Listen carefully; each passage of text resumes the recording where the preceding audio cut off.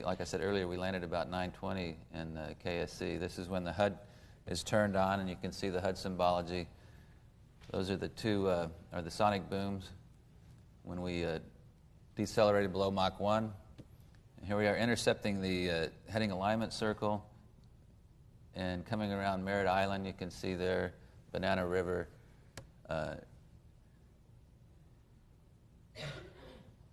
Like I said earlier, the orbiter is just a fantastic flying machine. It handles very nicely, and the weather was just perfect. Everything, all the conditions were great to help us out with the landing. For those of you that aren't familiar with HUDs, you've been looking at the HUD symbology. It was taken with a camera mounted in the pilot's HUD. Marcia did a great job, I think, getting that on our flight, and it really adds to debriefing for us.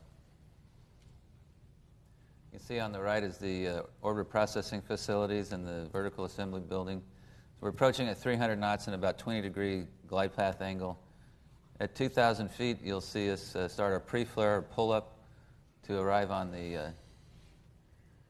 our final flare, and hopefully around 30 feet above the threshold as we cross the runway for a touchdown at 195 knots.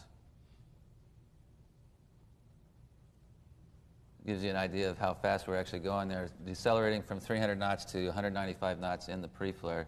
The gear comes down at 300 knots.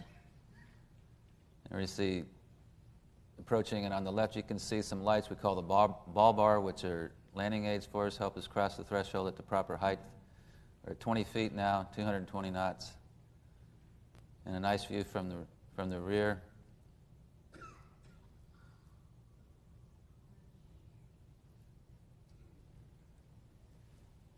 Followed by the drag chute, and then lowering the nose to the runway.